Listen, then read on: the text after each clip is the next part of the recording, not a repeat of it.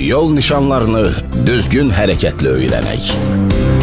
Bu rubrikamız 3.6 traktorların hərəkəti qadağandır nişanına həsr edilib. Yol nişanlarını öyrədən rubrikanı Azparking təqdim edir.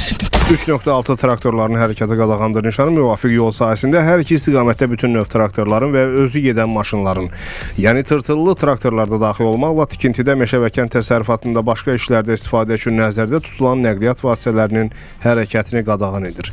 3.6 nişanı həmin yol sahəsinə bütün girişlərin qarşısında qoyulmalıdır.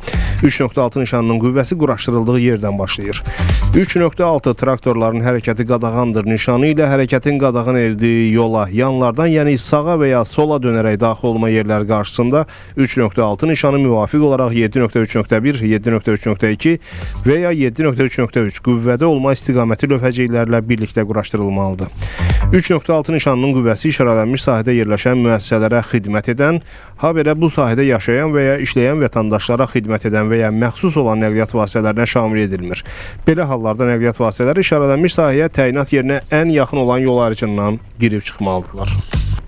Yol nişanlarını öyrədən rubrikanı Azparking təqdim etdi.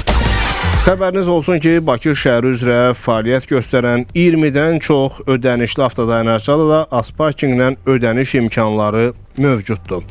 Azparking mobil tətbiqi ilə həmin o xüsusi parklanma ərazilərində çıxışda ödəniş edə bilərsiniz. O digər bölməsindəki xüsusi parklanma əraziləri küçə parklanmasına alternativ olaraq təqdim olunur və bir neçə mühüm cəhətə görə fərqlənir. Burada təyinatı idarə etməsi, ödəniş sistemi, həmçinin funksional imkanları fərqli ola bilir. Yəni, xüsusi ərazilərdə istifadəçi əlavə xidmətlərdən yararlana bilər. Parking kartı, giriş bilet sistemi, şlaqbaum inteqrasiyası, kamera nəzarəti və s.